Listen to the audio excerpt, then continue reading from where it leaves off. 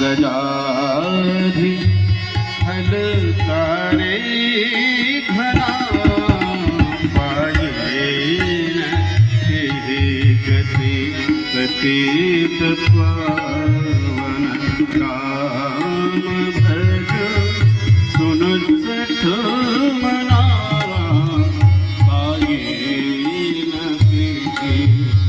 Abhir Yemen के रात स्वपचादि अति अधरू तुझे वही नाम त्रिपदे पिपावन हो ही राम नमामि ते पायेन गति पतित पावन पायेन गति पतित पावन पायेन गति पतित पावन।